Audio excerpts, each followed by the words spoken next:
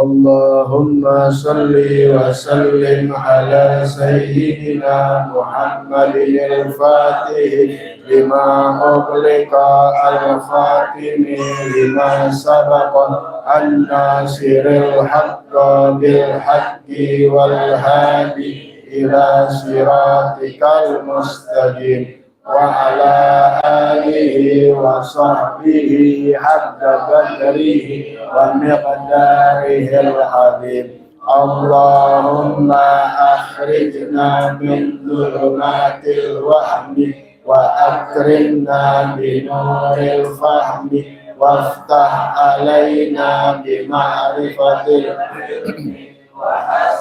ahlagana bil hilmi wasahil lana abwaba fadlika wansyur alaina din khazain rahmatika ya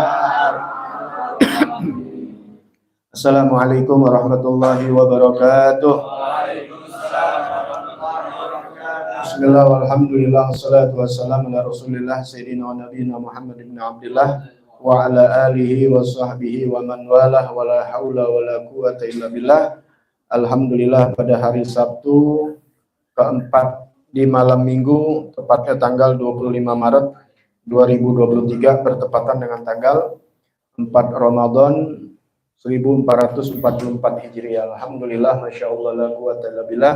Semoga senantiasa Allah Subhanahu wa Ta'ala menjaga iman Islam kita sampai wafat dalam keadaan husnul khatimah, panjang umur dalam sehat afiat, dalam taat bakti kepada Allah Subhanahu wa Ta'ala, dan segala hajat-hajat kita diijabah oleh Allah Subhanahu wa Ta'ala dan diberkahi dalam bulan Ramadan ini. Amin ya rabbal alamin. Bismillahirrahmanirrahim. Bismillahirrahmanirrahim. Nawaitu ta'alluma wa ta'lima wa tazakkura wa tadhkira wa naf'a wal intifa'a wal ifadata wal istifadata wal hassa alat tamassuki bi kitabillahi wa sunnati rasulihi wa du'a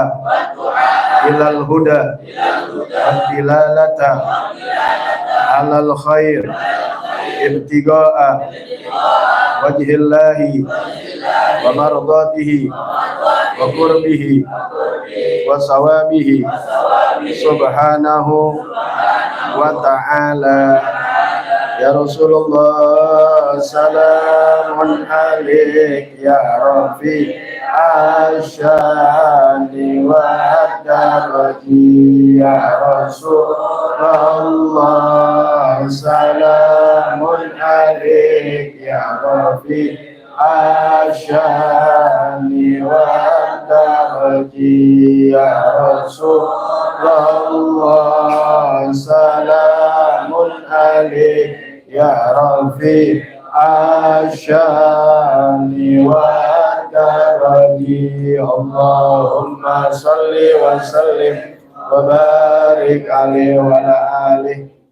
Ya, pada bulan Ramadan ini yang kita bahas adalah penyakit-penyakit hati, ya, penyakit hati atau amrodil qulub, penyakit hati. Tentunya penyakit hati di dalam masalah agama, ya, bukan penyakit hati secara dunia. Itu penyakit hati, penyakit lever namanya, bukan penyakit jantung, bukan penyakit paru, ya, buta, budak dan sebagainya, bukan urusan penyakit dunia, tapi penyakit hati. Penyakit hati ini lebih bahaya, jauh lebih bahaya dari urusan penyakit dunia. Separah apapun kita punya penyakit, ya, nggak bakal dibawa sampai mati. Artinya setelah kematian, hal-hal tersebut nggak dipertanyakan. Mau sakit tumor, kayak mau sakit kanker, mau sakit apapun juga, urusan penyakit dunia, hanya kematian datang. Setelah kematian itu nggak ada lagi. Nggak ada orang yang penyakit buta dikubur di buta. Di hari kiamat buta, enggak. Bahkan yang bahayanya orang yang nggak pernah mau tahu tentang agama, nanti di hari kiamat dia dalam keadaan buta. Ya, nanti di hari kiamat ada orang-orang yang buta, yang mukanya kayak anjing, ada yang kayak babi, segala bentuk. Tapi manusia yang sakit urusan dunia, justru kalau dia sabar, dia tahu cara-caranya yang diajarkan dalam agama, justru rontokin dosa-dosanya dia. Karena aulia-aulia pun yang kita tahu semuanya banyak penyakit. Imam Syafi'i bawasir, penyakit ambien. Bahkan ketika mengajar itu, ya, dipakein satu alat, maksudnya bangkunya itu dibolongin. Kenapa? Karena netes terus.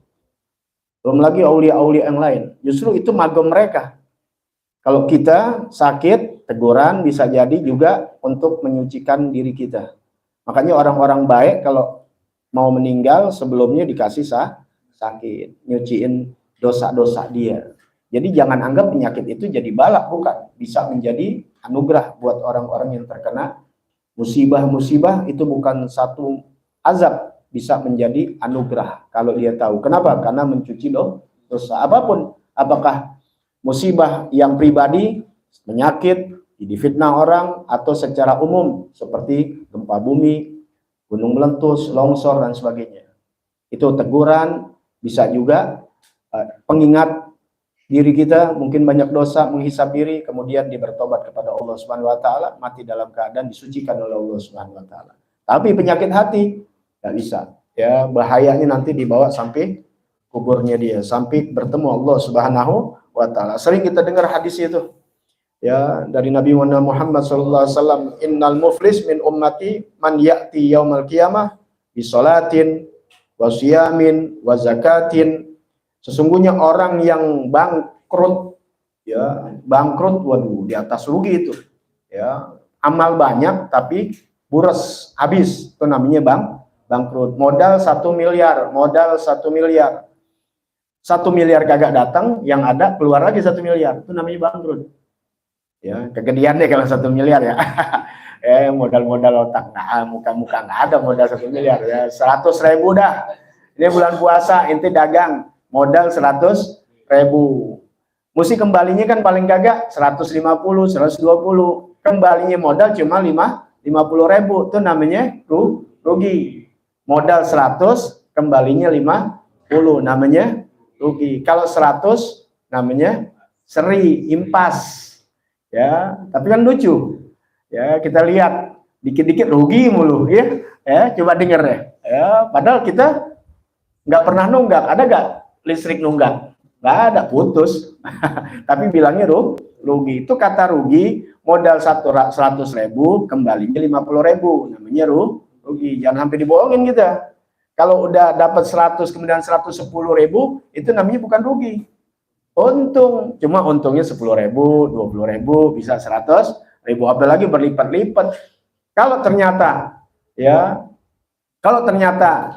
nggak balik 100.000 tapi intinya sejahtera, tuh namanya bukan rugi, dikorupsi. Paham ya? Dikorupsi. Nah, kalau ini akhirat yang kita bicara, amal inti banyak, bangkrut, yang modal 100.000, kembali kagak 100.000, tambah keluar 100.000, nombok namanya, udah 100.000 nih, ya, nggak kembali untung 100.000, bahkan 50.000 dah, nggak juga, nol, udah nol, nambahin lagi tuh, ya, barang-barangnya kehilangan semuanya, kompor hilang, ya, buat masak, panci hilang, ya, akhirnya apa namanya, bangkrut. Bangkrut habis-habisan, udah nggak ada modal lagi. Nah, sesungguhnya dari umatku ini, innal muflis min ummati, sesungguhnya orang yang bangkrut dari umatku, man ya'tiya yaumal qiyamah, orang yang datang di hari kiamat bisolatin, dengan sholatnya.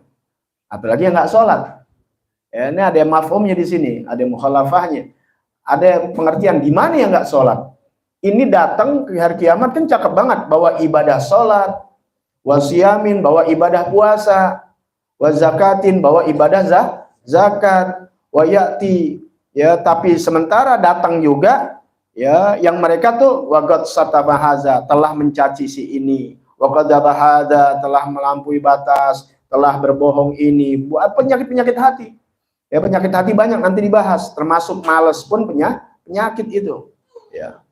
Wa akala malahada, makan harta orang, wa safaka damahada, menumpahkan darah orang, mencaci orang, ngatain orang, ya, dikit-dikit bid'ah, dikit-dikit sesat, apapun juga. Wa darabahada, mukul orang, nendang orang, wa yu'tahada min hasanati, maka kebaikan yang dia punya tadi dari sholat-sholatnya, tapi dibarengi dengan amal keburukan yang menyangkut kepada manusia ini, menyangkut kepada makhluk. Kalau dia datang dengan sholatnya, tapi dia dosa-dosanya kepada Allah, Allah Maha Pengampun.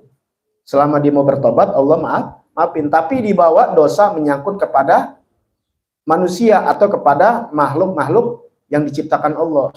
Allah nggak bakal ampunin, Allah nggak bakal terima taubatnya dia, selama orang yang dizolimi itu memaafkan. Makanya jangan main gampang-gampang aja, ya, ngebunuh. Wah, kalau ditobat diterima sama Allah. Iya, kalau Allah menerima, tapi nanti di yaumil qiyamah yang dibunuh ini akan ditanya, kamu redho gak waktu-waktu di dunia dibunuh? Kalau orang itu bilang, saya tidak redho, gara-gara dia saya lihat sendiri istri saya nggak makan jadi janda, mau kata apa? Dia zinahin orang, diperkosa orang. Kemudian perempuan ini nggak terima karena saya jadi aib, satu kampung ceritain saya sakit hati, cuma saya nggak bisa balas, diminta balas nanti di akhirat. Makanya jangan sampai menyakiti orang lain. Kalau ada waktu di dunia kita minta maaf. Kalau dia udah dikubur, buru-buru baik minta kepada Allah Ta'ala supaya diampunkan dosa-dosa orang ini. Ya, nanti ada itu. Ya, makanya di akhirat mudah-mudahan kalau kita banyak dosa sama orang, kemudian kita minta maaf kepada Allah agar orang-orang ini diampuni di kuburnya, kemudian kita kirimin pahala-pahala, ya, yang dia udah meninggal kita nggak sempat minta maaf, mudah-mudahan di akhirat dia ridho sama kita. Ya, begitu. Hanya biar kasih tahu tuh. Maka diberikan tuh kebaikan orang tersebut. Ya, wahada min hasadih, inilah dari kebaikanmu. Fa'in faniyat hasanatuh, apabila kebaikan orang ini yang dibawa dari sholatnya tadi, puasanya, hajinya, zakatnya, segala amal baiknya yang diperbuat zolim kepada orang tersebut di hari kiamat, udah diberikan segala kebaikannya, habis. Nah tadi nih seperti tadi dagang, kebaikannya ini ada 100, orang yang dizolimi belum habis, kebaikannya telah diberikan, habis gak? Habis. Nah bagaimana untuk ini belum selesai nih perhitungannya. Maka ya goblaan yufdha ma'alai, sebelum tuntas itu permasalahan faniat, itu udah habis hasanatu dari kebaikannya, ya, ukhidha min khotoyahum, maka diambil daripada kesalahan-kesalahan dosa-dosa orang yang dizolimin, bukan dosa dia. Ya bagaimana ini kebaikannya udah habis, maka orang yang dizolimin ini belum bisa sempat dibalas kebaikannya, masih ada 4 lagi nih. Yang lain udah tuntas, yang 4 belum, maka diambil dari kesalahan orang-orang yang zalimin, faturihat ya alaihi, kemudian diletakkan kepada orang yang berbuat zalim tersebut. Amalnya habis, orang-orang yang dizalimin ya belum selesai tuntas, maka orang yang dizalimin ini dosa-dosanya, kesalahannya diberikan kepada orang yang tersebut. Jadi kalau kita merasa dizalimin orang, dihasad, didengki, jangan takut. Ada pengadilan akhirat. Nanti dosa kita diangkat sama Allah Subhanahu wa taala buat orang tersebut. Tuh. Makanya kalau udah tahu gini-ginian, jangan sampai berbuat hal yang naudzubillah merugikan orang lain, tapi di sisi lain kalau kita dirugikan orang, tenang. Ya, itu ngangkat dosa-dosa kita di yaumil kiamah. Ya. Kalau bercandanya nih, kalau Anda banyak yang hasud, si fulan hasud, Anda banyakin dosa. Bercandanya tuh. Kenapa orang dosa gue buat dia? Tuh, tenang aja. Jadi kalau kita dihasut, didengki orang, kesalahan kita buat dia, kebaikan dia buat kita. Itu makanya kalau hidup tahu begitu, tenang ya, nggak usah dibalas lagi. Setan maunya ngebalas. Kenapa? Akhirnya jadi seri. Ya, akhirnya dua-duanya masuk neraka. Sumaturiha finnar. Kemudian orang tersebut dibawa ke dalam api neraka. Rawahu Muslim, dalam riwayat Imam Muslim. Nah, penyakit hati ini banyak. Ya, di antaranya yang paling besar ya nanti akan dibahas, ada ghibah, ada hasad, ada dengki, ada sombong, ya, dan segala macam penyakit-penyakit, ya. Makanya hilangkan demikian. Yang pertama, min a'dhami amradil qulub, dari paling besar penyakit-penyakit hati diantaranya asyakku fiddin, ragu dalam agamanya. Ya, ragu dalam agamanya. Ini kita nih ya beribadah tapi ragu dengan agamanya sendiri. Agama kita apa? Islam. Orang ragu dengan agama Islam tanpa sadar. Kalau sadar sih mending, alhamdulillah dia bisa belajar untuk memperbaiki diri. Yang serem nggak sadar, ragu sama agamanya bertuhan kepada Allah Subhanahu wa taala. Allah Subhanahu wa taala menjanjikan, udah tahu ya, kebaikan-kebaikan buat orang yang berbuat baik, pahala dan sebagainya. Akan Allah balas orang yang berbuat kezaliman begini. Cuma karena dia nggak yakin, ragu dengan agamanya, maka nggak berjalan itu semua. Nih inti kalau ragu sama agama inti nggak bakal datang ke sini. Paham nggak? Karena inti nganggapnya bukan Allah yang balas. Kalau inti yakin, kan ragu kan lawanan katanya apa? Yakin.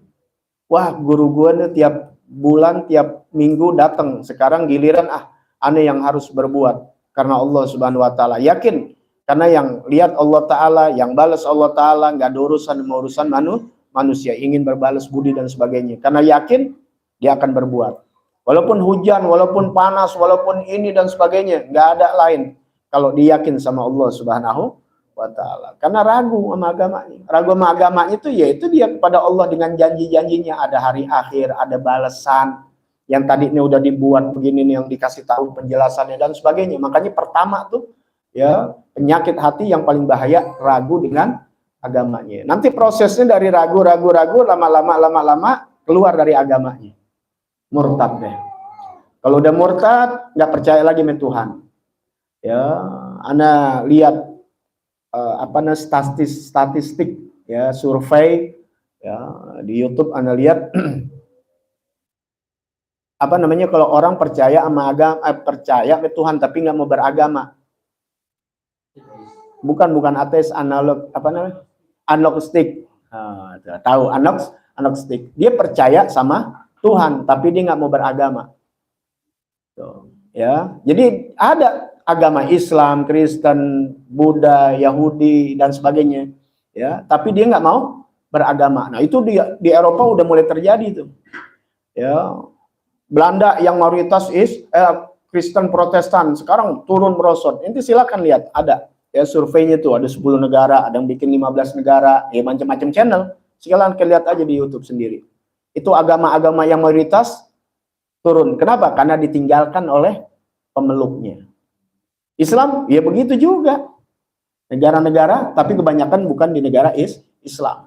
Yang dulu tuh mayoritas Katoliknya, Protestannya. Ya tentu bagus mereka beragama menurut kepercayaan masing-masing. Tapi anak-anak mudanya, ya dari mulai survei yang tahun 1950, ada yang tahun 1900 sekian, Kemudian di tahun 2019, tahun 2020, silakan lihat di YouTube dah. Kita daripada salah ngomong, ya bisa dilihat. Artinya apa? Kesimpulannya, mereka tinggalkan agamanya. Kenapa mereka tinggalkan agamanya? Karena mereka ragu dengan Tuhan. Tapi mereka tetap percaya dengan Tuhan. Itu awal langkah. Nah, sehingga akhirnya mereka tinggalkan Tuhannya. Paham ya? Pertama agamanya dulu. Nah, akhirnya yang naik gratis di akhir zaman ini apa? Ateis. Nggak percaya Tuhan, nggak percaya agama. Ya, dia nggak percaya Tuhan, dia nggak percaya yang ciptakan dia. Tuh, kan secara logika inti-inti yang beragama, masa iya inti sesuatu aja nih kopi adang bikin, nggak mungkin terlalu tering ada kopi. Paham ya? Apalagi diri kalian, alam semesta masa nggak mungkin nggak ada yang ciptakan. Kenapa? Udah tutup. Dia punya hidayah, taufik, otaknya sudah tertutup, walaupun sepinter apapun. Jangan sampai terjadi. Bisa nggak buat kita? Bisa terjadi. Jangan salah. Dan inti harus pikirkan kepada anak-anak kita, generasi kita. Kalau inti udah mulai ragu sama agama kita sendiri, kemalasan yang datang kayak inti nggak percaya dengan Tuhan, dengan Allah Ta'ala. Kita berbicara karena kita agama Islam dengan Tuhan kita, Rabbul Alamin, Allah semesta, Tuhan semesta alam. Yang mengganjar, yang kita udah belajar hasilnya begini-begini aja. Nah, berarti ketahuan dia, keyakinan dia, keraguan dia sama agama mulai ada. Ya, kalau dia nggak yakin, wah nggak ada peduli. Dia datengin gurunya, dia datengin yang ngajarin dia. Ya, nah itu yang mulai terjadi itu ragu tuh mulai itu. Ya, kalau dia yakin, dikejar, ya, paham tuh ya? Itu salah satu tuh keraguan. Jangan pakai alasan. Nanti udah ditegur begini nih, oh ini nggak ragu sama agama. Kalau nggak ragu, ayo Bismillah. Kalau nggak ragu, Bismillah. Ntar alasan, begini. dia yakin dengan dunia-dunianya yang urusan dia, tapi dia nggak yakin ya dengan apa yang sudah dijanjikan Allah Subhanahu wa Ta'ala. Hati-hati tuh, nanti bergeser. Dia nggak nanti kan alam ruhnya dia, kan kita punya sulbi, ini kita punya ruh, ada sulbi, hati-hati. Ya, semua apa yang ada sama diri kita nanti akan berlaku semuanya kepada anak-anak kita, kepada cucu-cucu kita. Ya, pernah kita dengar pandangan kita ini kepada orang-orang alim, kepada orang-orang yang dekat kepada Allah tuh berhubungan dengan sulbi kita.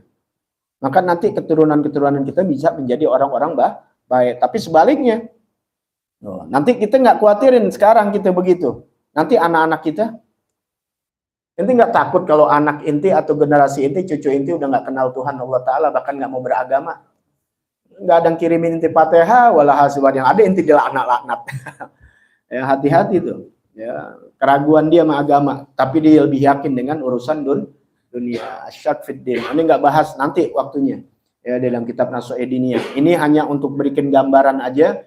Untuk kita belajar, memang di akhir zaman susah orang untuk duduk ngaji yang memperbaiki ibadahnya seperti ilmu fikih. Ya, kemudian memperbaiki hatinya dia di dalam kehidupan untuk bertuhan kepada Allah melalui ilmu tasawuf dan ilmu tauhid. Ini jarang orang. Ya, cuma timbang banyak, cuma zikir-zikir dan sebagainya bagus. Cuma nanti akhirnya gampang setan menggoda. Ya, catatan-catatan udah banyak. Ya, sehingga inti dalam ibadah yang hablum minallahnya inti rusak. Kenapa? Inti nggak kenal fikih, bacaan inti alif bata nggak kenal, ya wudu nggak tahu. Udah itu rusak hubungan inti sama Allah, rusak juga hubungan inti kepada manusia karena diliputi, dicampuri dengan hasad, dengki, ghibah, sombong dan sebagainya. Hancur kita semuanya itu. Hubungan jelek kepada Allah, hubungan sama manusia jelek. Sehingga mayoritas kita sebagai masyarakat maka akan bercermin kepada para pemimpin-pemimpinnya di kemudian hari. Ana udah sering buka dari dulu, ya jauh dari ilmu fikih, dikasih pemimpin yang zalim, hidup inti nggak berkah. Cerminan pemimpin itu adalah dari rakyatnya, karena pemimpin dipilih oleh siapa? Rakyat. Maka Anda benahi rakyat masyarakat agar menjadi orang-orang baik, karena di masa depan mereka akan jadi pemimpin, minimal pemimpin di dalam rumah tangga. Jangan dikit-dikit disalahan mulu pemimpin. Pemimpin itu berasal dari rakyat, ya. Maka benahi rakyatnya supaya ngerti, duduk di majelis-majelis ilmu yang menerangkan ilmu fikih, ilmu tauhid dan ilmu tasawuf. Itu dari dulu yang anak-anak suruh benahi itu. Ya. Nah, pertama ragu kepada Tuhannya. Kemudian apalagi min a'dhamil amrad, dari besarnya dosa-dosa masalah penyakit-penyakit hati. Paling besar penyakit hati diantaranya amrodil gulub, setelah asyak fiddin, yaitu al-kibru wal khaila, yaitu kibru, sombong, ya. Sombong ini al-kibru wa huwa min sifatis syayatin. Sombong ini dari sifat syaitan. Ya, sifat syaitan. Qala Allah Ta'ala fi iblis al-la'in, yang mana Allah telah berfirman kepada iblis yang dilaknat oleh Allah Subhanahu wa taala, aba wastakbar wa kana minal kafirin. Enggan dia sombong dan dia termasuk daripada orang-orang kafir. Ini berlakunya ketika dia yang sudah hebat iblis ini, malaikat belajar sama iblis di mana tempat di langit pada saat itu nggak pernah terlewati disujuti oleh iblis. Dia nyembah Allah Ta'ala, dia beriman kepada Allah. Bukan pertama diciptakan langsung lawan-lawan Allah gitu. Ya baru diciptakan kayak bayi udah lawan-lawan Allah. Enggak. Bukan begitu. Ibadah dia sama Allah. Sama seperti malaikat. Bahkan dalam satu riwayat malaikat pun banyak yang belajar kepada iblis. Cerdas dia, pinter dia. Cuma bawa ilmu aja. Tapi manakala disuruh sujud kepada Nabi Adam, sujud penghormatan, dia tolak. Ya, kenapa? Dia melihat sujudnya, lihat Adamnya, bukan siapa yang menyuruh. Kalau malaikat melihat kepada yang menyuruh, Allah suruh sujud sama Nabi Adam, sujud penghormatan ya, bukan sujud sembahyang, karena nggak ada sujud sembahyang. Sujud penghormatan tuh ya begini aja dia hormat, cium tangan. Paham nggak? Pengertiannya cium tangan, gitu deh ibaratnya. Malaikat cium tangan, kata malaikat nih misalnya gitu dalam hatinya, ya, tapi nggak begitu. Artinya kalau kita nih biar kata gue tuaan, guru yang suruh kan gitu. Ini Allah yang suruh, nggak pakai guru lagi, Allah yang suruh. Dicium tangan tuh ibaratnya. Ya kalau mana sujud inti nggak paham gitu, bukan sujud ibadah, sujud penghormatan, cium tangan ibaratnya. Malaikat cium tangan, nggak lihat Adam yang baru diciptakan. Walaupun dia udah ribuan tahun ibadah kepada Allah. Bukan itu yang dilihat. Yang suruh Allah. Kalau iblis, enggak. Yang dilihat Adam siapa? Enggak dilihat yang nyuruh Allah. Ngapain sama Adam? Baru anak kemarin. Tuh, ya. Nganggap dirinya paling berilmu. Enggak boleh. Sama seperti mengajar nih, sombong bukan sifat kepada masyarakat biasa. Kepada ulama, masuk. Ketika ente dikasih ilmu, kepada yang punya nasab, makanya di sini jelaskan sama habaib, yang punya dikasih nasab pun nggak boleh dia sombong, nggak bakal dapat keberkahan dari kakek-kakeknya. Paham ya? Bawa ngandelin jadi habib nggak boleh ngandelin nasab, nggak boleh juga ngandelin harta. Inti anak pejabat arogan di mana-mana, mau pakai strobo, namanya apa? Mau pada bayar pajak sama-sama bayar pajak. Sering banget gitu pas sudah naik di jalan tol disuruh minggir. Yang boleh minggir tuh kita minggir ada ambulan, blangwir ya, itu bahasa blangwir Betawi, ya, pemadam kebakaran. Nah, sama-sama bayar pajak, nggak ada urusan apa-apa. Mau kata telat, gue juga telat. Ya, jangan itu berat loh. Ketika inti punya kedudukan apapun juga, baik di dalam nasab, baik di dalam pangkat, di dalam apa aja coba. Inti punya wewenang aja, misalnya sekolahan, udah inti bisa jadi paling preman di sekolahan inti. Di kampung, di mana aja, hati-hati tuh ketika dikasih kelebihan. Apakah harta, inti bisa nindas orang yang di bawah inti. Ya, jangan. Ya, makanya itu sentilan seperti lawak bolot gitu. Ya, malih dulu pepesan kosong, ya, baru jadi hansip aja, baru jadi RT lihat tengilnya. Ya. Gimana lebih? Paham nggak? Ya, itu sebenarnya teguran, sentilan. Gimana kita dikasih pangkat lebih? Nah, itu paling berat ketika orang yang dikasih kelebihan. Ya, itulah iblis begitu. Akhirnya dilaknat oleh Allah Subhanahu wa taala. Karena Allah taala mengatakan innahu la yuhibbul mustakbirin. Sesungguhnya Allah taala nggak mencintai orang-orang yang sombong. Innallaha la yuhibbu kulla mukhtalin fakhur. Sama. Yang sombong, yang menganggap dirinya paling hebat, paling segalanya karena punya sesuatu kekuasaan, wewenang, pangkat, derajat, harta dan sebagainya. Nah, banyak hadis-hadisnya, banyak dalam Al-Qur'an bagaimana Allah kecam, Allah siksa orang-orang yang sombong. Ya, paling kagak dalam hadis ini karena kita menyimpulkan ya, yang mas ini meringkas, yang nanti insya Allah panjang umur sehat afiat ya kita akan bahas. Qala alaihi salatu wassalam, sabda Nabi Muhammad sallallahu alaihi wasallam, ini yang biasa kita dengar ya, la yadkhulul jannah man fi qalbihi misqalu dzarratin min kibrin. Tidak akan masuk surga yang seseorang dalam hatinya ada setitik gitu ya, misqala dzarrah tuh sebesar biji zarah, dikit amat itu. Zarah tuh biji atom ya, apalagi setitik gede banget, berarti setitik tuh udah gede banget ya. Min kibrin, dari sifat sombong. Ada sedikit, ada inti setitik di hati inti ada sifat sombong, gak bakal Allah masukkan surga. Ya, faqala rajul, maka ketika Rasul kasih tahu demikian, ada sahabat yang bertanya, "Ya Rasulullah, wahai Rasulullah, ar-rajul yuhibbu an yakuna saubahu husnan, ya hasanan wa na'luhu hasanatan." Ya Rasulullah, kalau laki-laki yang sangat senang dia pakai pakaian yang bagus dan sendal yang bagus gimana? Ente punya duit, kaya boleh gak? Boleh gak sombong, kaya dikasih Allah, alhamdulillah, syukur sama Allah, tapi bukan untuk nindes orang. Paham ya?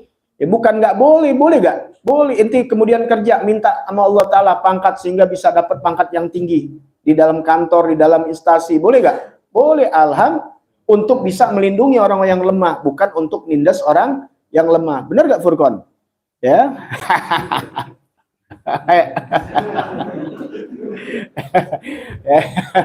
Dia nggak mau, dia pangkatnya udah bintang 7.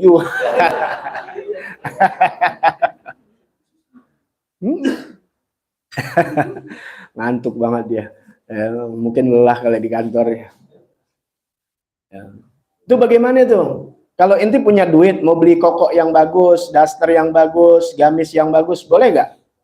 Boleh. Nah di sini nih, ketika Rasul kan katakan, ya setitik nggak bakal masuk surga seseorang yang ada setitik aja di hatinya sifat sombong. Sahabat tanya, tuh enak ya dikasih tahu jalannya. Kalau cuma begini doang inti, dikit-dikit orang dikata sombong. Sombong amat tuh mobilnya bagus, sombong banget, bikin rumah gede banget. Lo yang sombong, iri lo. Ya, jangan begitu jadi orang, ya. Jangan begitu, jangan mentang-mentang orang begini-begini sombong mulu, ngurusin diri kita. Ya, jangan pernah ngurusin orang. Maka ketika itu nanti ada bahasa bagaimana aku ingin bisa peduli dengan omongan orang, nggak usah peduli karena aku sedang sibuk di dalam mengurusi orang-orang yang cinta kepada aku. Begitu jadi orang. Ya, jadi inti nggak sibuk, inti sibuk urusin orang-orang yang sayang sama inti. Paham ya? Jadi inti nggak jadi tersibuki dengan orang-orang yang nggak demen sama inti. Inti kan sibuk sama orang yang nggak demen sama inti, sebab inti bingung mau cintain siapa. Ya. Nah ini bagaimana ya Rasulullah? Seorang yang punya pakaian bagus, sendalnya bagus, ya. Faqala alaihi salam, Allah kata Rasul dijawab, Innallaha jamil yuhibbul jamal. Sesungguhnya Allah itu indah, menyukai keindahan. Boleh gak? Boleh, maka para ini pakai yang indah karena Rasulullah begitu, pakai minyak wangi, apalagi laki-laki karena itu bagus, keindahan, rumah dicat yang bagus, ya jangan dikumel-kumelin, ya pakaian juga dikumel-kumelin, enggak biar jangan kelihatan sombong, kan bukan sombong, lu nggak mampu. jangan nggak boleh, mantesin diri, jangan miskin-miskinin diri, lu sih takut duit lo diminta, ya, nah, itu makanya belajar, kalau nggak belajar repot nanti, ya repot. Semuanya ini masalahnya ilmu hati ya. Jangan juga kita suudzon sama orang, tapi kita juga jangan sosokan supaya akhirnya nanti dipandang juga sama, itu penyakit hati. Tasannu nantinya inti dibuat-buat untuk disebut-sebut, kuping inti merah dah. Senang ya jadinya, wah tuh Masya Allah tuh dia kalau ini orangnya apa adanya begini. Inti sengaja begitu supaya disebut orang. Sama juga penyakit juga namanya. Ya, jadi berbuatnya bukan karena Allah, serem, makanya benar-benar inti lempengin tuh hati, ikhlaskan, benar-benar murnikan. Ya. Kata Rasul nggak apa-apa, tapi ingat ini Allah suka keindahan, ya sesungguhnya Allah itu indah, cantik, menyukai kecantikan, menyukai keindahan. Jangan nanti berdalil inti pakai anting. Ya, Allah indah, suka keindahan, bukan itu. Ya, haram laki-laki pakai anting. Tapi kalau inti indahkan, inti punya diri, nggak melanggar syariat. Paham nggak? Ini perempuan pakai celana Hawaii, pakai celana pendek, biar cantik kelihatannya. Allah kan suka cinta, intinya meremehkan Allah berarti. Bukan itu keindahan yang disuruh, yang tidak melanggar syariat. Haram laki-laki pakai anting. Ya, zaman-zaman sekarang jangan sok apa namanya? Jangan sok kayak orang jazeb. Ya, jangan bermuka-muka begitu. Ya. Nah, kemudian ya, apa kata Rasul? Dilanjutkan nih, sesungguhnya Allah itu indah, menyukai keindahan. Apa sombong? Al-kibru batrul haq. Sombong itu tidak mau menerima kebenaran. Salah inti, dikasih tahu, dinasehatin, malah ngelawan. Udah ngelawan apa? Wa ghamtun nas. Tuh, al-kibru batrul haq wa ghamtun nas. Sombong itu ya, yaitu yakni rudduhu, yaitu dia tidak mau menerima, menolak kebenaran. Wa ghamtun nas, yakni ihtigaruhum. Ya, yaitu meremehkan orang, meremehkan manusia, itu sombong. Ya, nggak mau terima kebenaran, dia tolak kebenaran, datang kebenaran kasih tahu, ditolak sama dia, dilawan, didebat, ya, kemudian dihina itu manusia. Ini sekarang banyak gak orang sombong? Ulama kasih tahu, sombong itulah sombong, naudzubillah. Kalau kita memang merasa salah, tahu teguran itu datang, apalagi dari ulama, ya aku ini salah. Ya, minta maaf kepada Allah. Datang ngaji, dikasih tahu, diterangin, padahal kita nggak nyinggung siapa-siapa, besok nggak ngaji lagi, ngambek. Ya, itu bukan ngambek, sombong inti. Kenapa? Karena nggak mau nerima kebenaran. Kenyataan kebenaran ini bukan dari ana, bukan ana hanya menyampaikan. Salah kata, mohon maaf, tapi yang ana sampaikan adalah kebenaran dari Allah. Dari Allah, begini nih, dari Rasulullah, begini-begini. Nggak diterima, ya udah urusan dia. Dia sombong kepada Allah Subhanahu wa ta'ala. Makanya berat tugas ulama ketika dia bicara yang hak. Ya, makanya kita harus menerima, walaupun pahit kita rasakan, kita akuin diri kita. Jangan kemudian menolak, remehin lagi, jelek-jelekin habaib, jelekin ulama, itu manusia sombong. Wah, orang muka manusia sombong kalau Allah kasih lihat, ya, dikasih lihat mukanya muka neraka itu semua. Ya, naudzubillah min dzalik. Jangan sombong. Terima kalau kita salah, ngakuin kita salah, ya. Apalagi itu kebenaran bukan dari manusia, yang benar dia ngomong dari Allah Subhanahu wa ta'ala. Itulah yang penyakit paling besar, penyakit hati selain ragu dalam agama, sombong, yaitu meremehkan orang lah. Masih banyak lagi kalau ini kita akan bahas. Ya, ini nggak mau tuh terima ya kebenaran. Ya, lucu zaman sekarang, kebenaran nggak mau diterima dengan berbagai alasan, dengan berbagai argumen. Tapi ketika kebatilan dia diterima. Ya, itu sih bukan orang beragama sebenarnya itu ya. Kalau orang beragama sepahit-pahitnya diterima itu kebenaran. Seenak-enaknya kebatilan dia tolak. Enak nih kebatilan tapi ditolak. Itu orang beragama. Hakikat orang nggak beragama, seenak-enaknya kebenaran dia bakal tolak. Seburuk-buruknya itu kejahatan, tahu kejahatan tapi dia terima, dia didukung. Itu orang nggak beragama sebenarnya, cuma dilapisi agama. Udah ketahuan zaman sekarang. Ya, nggak boleh. Ya, para habaib aja kita nih, para habaib nggak diajari memang sombong. Tapi disebut nama habaib emang itu kan gelar di panggilan orang, masa ditutupin nggak boleh juga. Nggak boleh, paham ya? Inti misalnya memang dokter. Ini Gus Baha bilang, dia sering dibilang, anak alim, anak ustad, kiai, boleh gak? Boleh. Inti dokter, inti ini benernya dokter, sampai gelar S3, apa namanya, dokter apa sih? Ya, sampai spesialis deh. Ya, kemudian setelah inti lulus, inti nggak mau buka plang. Kenapa? Ntar kata orang sombong. Tolol namanya. Buktikan, umumkan inti seorang spesialis. Supaya orang berobat sama inti, karena inti belajar bener-bener. Jangan sampai orang salah ke dokternya. Dokter abal-abal yang didatengin, bukan dokter spesialis. Emang inti punya kespesialan, silakan nggak apa-apa. Inti bisa jadi apa namanya, dukun beranak atau suster, ya, ngelahirin orang, ya, bidan, ya. Orang dulu bilang dukun beranak ya, bidan. Dan inti ahli, inti bisa, nggak enak Jangan tulis daripada sembarangan ke tempat-tempat yang nggak bener, paham tuh ya? Kalau inti benar anak kiai, nggak apa-apa kiai. Nggak ada yang salah, kan sombong mainnya di hati untuk meremehkan orang. Kok inti punya gelar, inti punya pangkat, pakai baju yang memang inti punya, jangan inti punya mobil, emang inti bukan boleh ngerampok, bukannya boleh ngutang-ngutang, boleh yang nyusahin orang, enggak, dari hasil jerih keringet inti. Kemudian inti beli mobil, inti pakai, nggak meremehkan orang, nggak mengecilkan orang, boleh nggak? Boleh, dinikmatin dunia inti. Nggak ada yang larang selama nggak menerjang, menabrak aturan-aturan agama. Itu jangan diperalat inti dalam sekarang dengan segala cara rekayasa, kata-kata yang menjerumuskan kita bukan yang benar. Ya, ini hati-hati makanya ngaji. Wah, repot zaman sekarang. Ya, Habib lah disalahin begini-begini. Dengan Habib itu bukan buat sombong, kalau dia sombong juga bakal kena dia. Ada di dalam ini, ada hadis Nabi Muhammad SAW. Ya, nanti akan dibahas tuh. Ya. Ini yang bilang Al Habib Abdullah bin Alwi Al-Haddad. Ya, ini beliau yang bilang, ya, nasab bukan untuk dibanggakan, tapi untuk bersyukur kepada Allah Ta'ala. Dengan syukurnya apa? Dia harus menjalankan apa yang dijalanin oleh kakek-kakek mereka, terutama baginda Nabi besar Muhammad SAW. Dia harus dakwah, dia harus bicara yang hak itu hak, yang batil batil. Ya, orang-orang munafik akan mengatakan sombong, dibilang. Ya, itu di zaman sekarang. Bobok nasab, siapa yang bobok nasab? Ya, nggak ada yang begitu. Ya. Ya, karena Rasulullah udah didik kepada putri, pada anak-anaknya, terutama pada putrinya si Fatimah, ya, yang dibawa amal bukan nasab, itu anaknya sendiri. Dan diajarin kayak kita begini semua, bukan bawa nasab, bawa amal. Karena untuk bawa amal seperti baginda Nabi besar Muhammad SAW, maka dijalankan apa yang dijalankan oleh kakeknya. Cuma memang akhir zaman, hati-hati.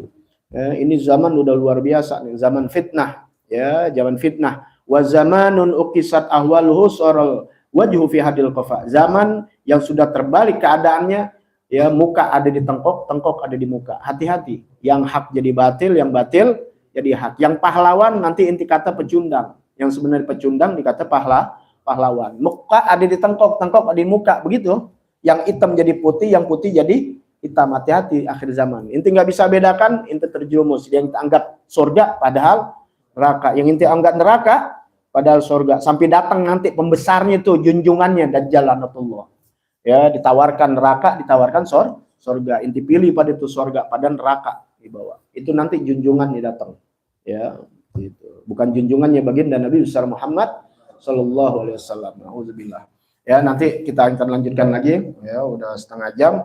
Ya, itu dulu. Nanti kita akan bicara masalah ria. Ya, ria penyakit hati juga tuh. Ya. Bukan ria, bukan aneka ria. Ria. Ya. Pakai iya, ria. Ya.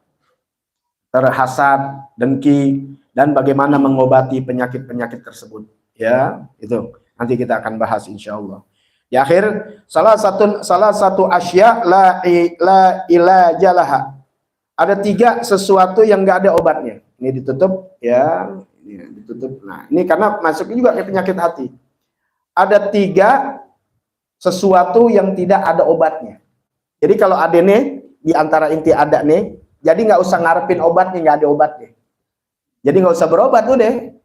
Ya, paham ya? Nah, jadi ilangin kalau bisa.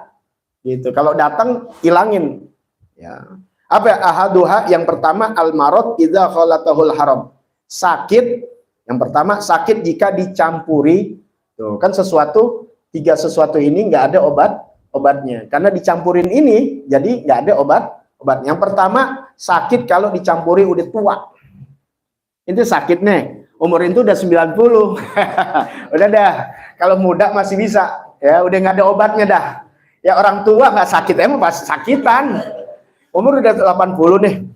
Nah, pesannya udah, iya jangan dianggap 25 lagi, emang nggak bisa udah. Paham ya? Itu udah dikasih tahu. Yang kedua, al-adawah idza khalatul hasad. Yaitu permusuhan jika dicampuri dengan rasa hasad, dengki. Nggak ada obatnya udah. Bermusuhan kalau udah ada kedengki, nggak ada obatnya. Nggak musuhan aja dengki sama orang jadi musuh, apalagi bermusuhan, nggak ada obatnya udah. Ya. Yang ketiga, al-faqru idza khalatul kasal. Miskin kalau dicampurin malas. Udah gak ada obatnya. Ya, miskin, malas. Jangan harap kaya. Yang sungguh-sungguh aja nih nggak kaya-kaya, males lagi. Paham ya? Termasuk nggak bakal pinter kalau males. Ini males belajar, jangan harap pinter. Udah rajin aja kita belum tentu pinter, karena Allah yang kasih. Apalagi males. Gimana mau kaya? Yang udah rajin aja, inti usaha, kerja aja belum tentu kah? Kayak bukan itu yang kita cari. Kita nyari ridho Allah Ta'ala. Ya, makanya jangan dicampurin tuh sifat malas, sifat hasud, ame tua. Kalau tua udah godar. Ya, inti nggak bisa nyari untuk muda lagi, nggak bisa. Umur akan bertambah, fisik akan menurun. Kalau buktinya fisik itu nggak bakal menurun, pemain bola zaman Maradona tuh tahun 80 masih bereksis sampai sekarang. Buktinya habis. Inti lihat Messi sama Ronaldo. Lama-lama habis. Nah, karena dia bintang 5 jatuhnya, 30-an masih Masya Allah. Tapi kalau yang cuma sebentar, di bawah 30 udah pada pensiun. Udah gantung sepatu. Dia belum, karena emang superstar. Jadi rada lamaan dikit. Tapi tungguin 40. Tungguin 45, 50. Ada gak? Yang digadang-gadang Ronaldo, ini, mana dia main? Udah ada ya, badannya udah bergemuk. Tuh, fisik nggak bisa dibohongin. Makanya jangan tungguin tua inti dalam ibadah. Ntar kalau ngaji mau tua baru, jangan dah. Masih muda aja nggak sakitan susah. Ntar ade aja nggak ngaji, ampok Ustaz, bisul Ustaz, ini jangan, lagi muda aja alasannya banyak. Kasih tahu yang lain, mau masih muda, ini omongan aneh. Gak masih mau ngaji, lihat 40 tahun, penyakitan semuanya. Syiril Fatihah. A'udzubillahi minasyaitonirrajim. Bismillahirrahmanirrahim. Alhamdulillahirabbil alamin arrahmanirrahim maliki yaumiddin. Iyyaka na'budu wa iyyaka nasta'in ihdinas siratal mustaqim. Siratal ladzina an'amta 'alaihim ghairil maghdubi 'alaihim waladdallin. Amin. Dan inti yang muda-muda alhamdulillah rajin ngaji, mudah-mudahan bertambah umur, bertambah kesehatannya, bertambah kekuatannya ya, biar kata udah 50 60 tetap Allah kasih seperti usia 30. Amin ya rabbal alamin. Ya Rabbana tarafna